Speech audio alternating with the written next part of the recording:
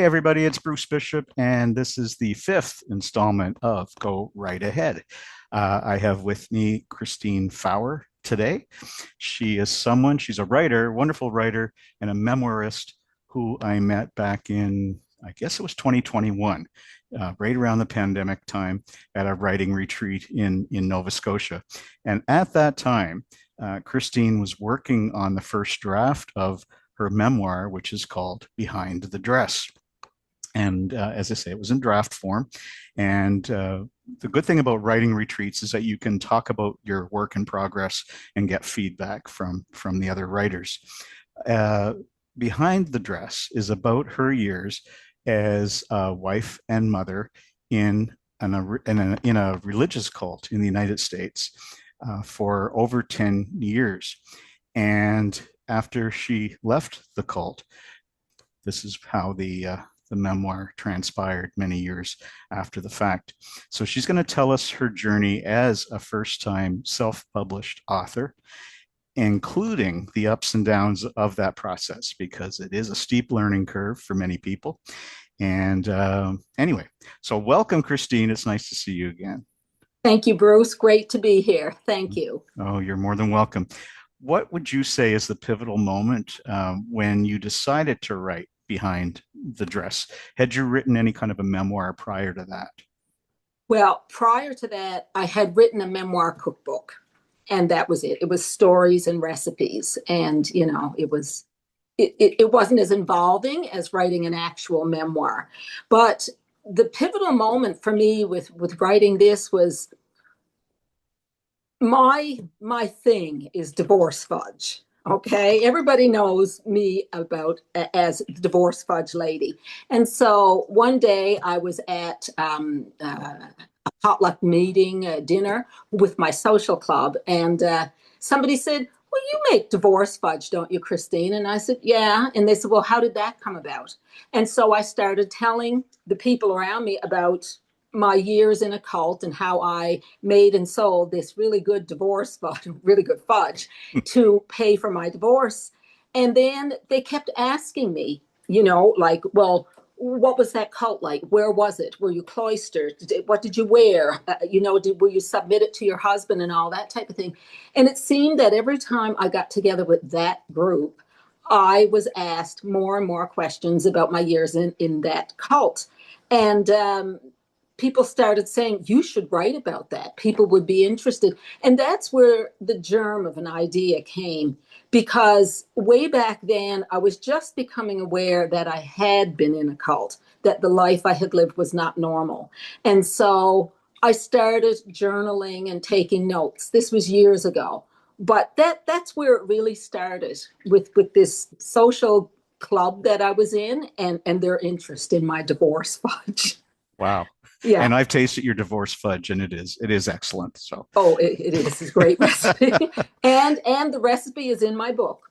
right, right. Yes, Um, yes. what about getting the confidence enough to start writing a memoir? Because most people assume a memoir is not like a short story. It's not 10 pages.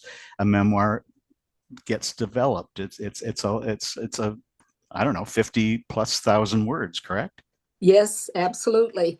Well, I'd always been like a journal type of person. I journaled. I used to do what they call morning pages, where I'd sort of empty my bag every morning on the paper, and that helped. I found that writing and journaling was a way to just get the negativity out of myself. And then, like back years and years ago, when email first became a thing, I found that people used to come to me and ask me, can you help me with this email? Like you have a way with words. And I thought, well, I never thought I did, but apparently I was better than some of the people around me.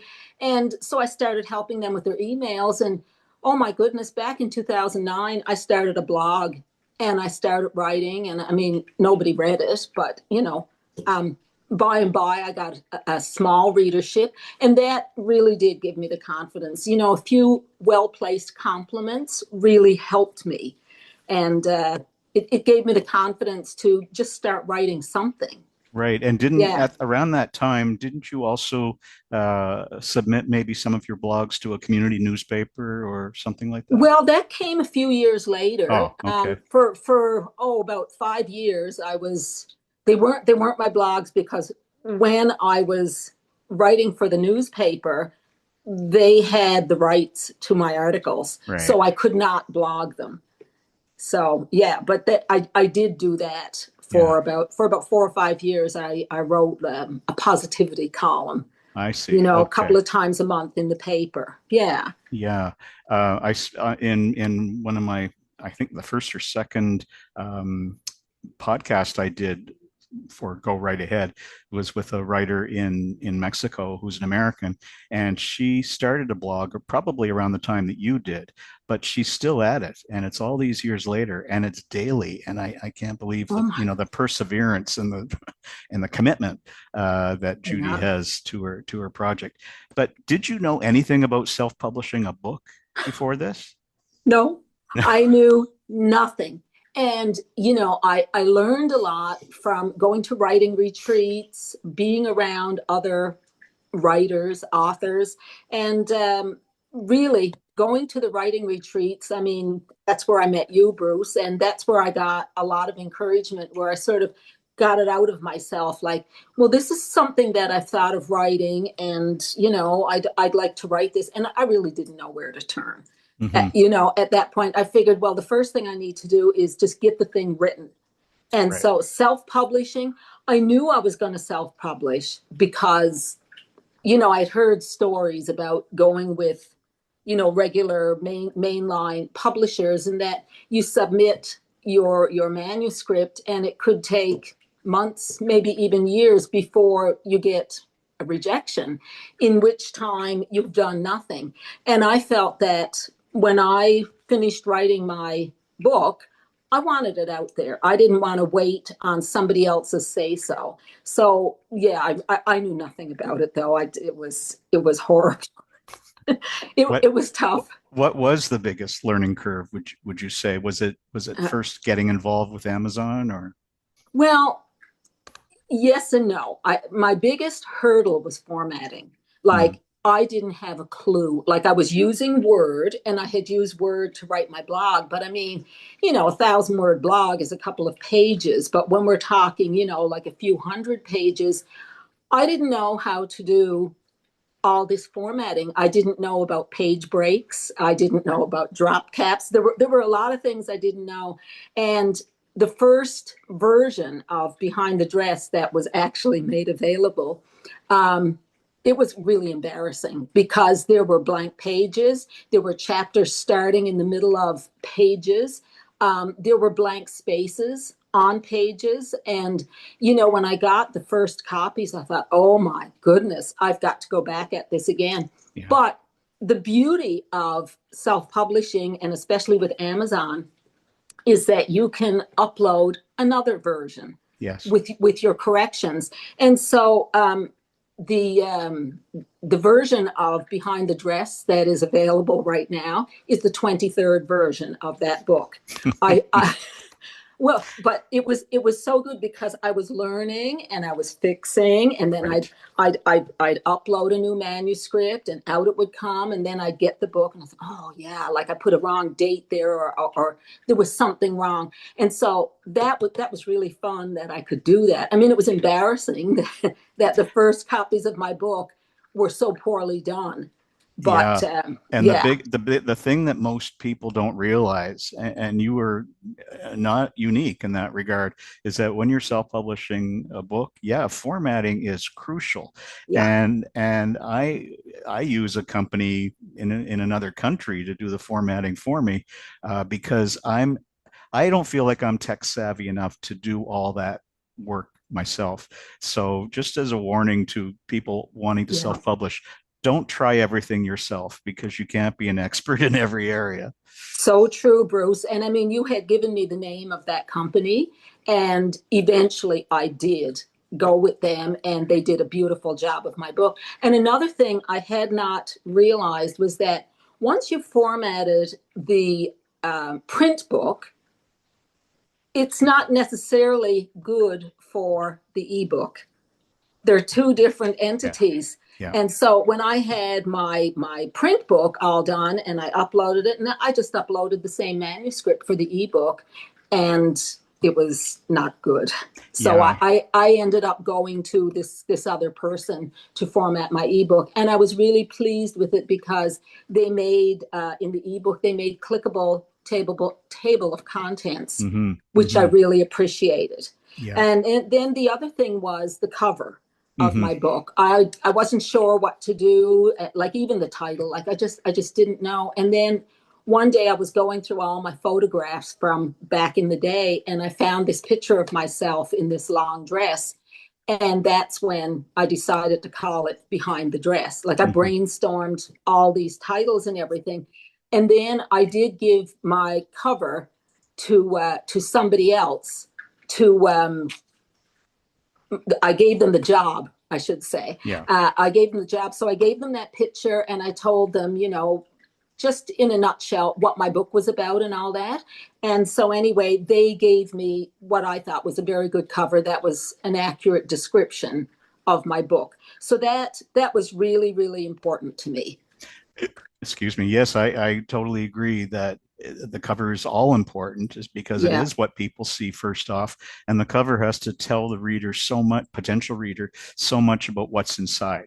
And that's by right. looking at your cover here, you can see that you're wearing kind of an old-fashioned looking dress.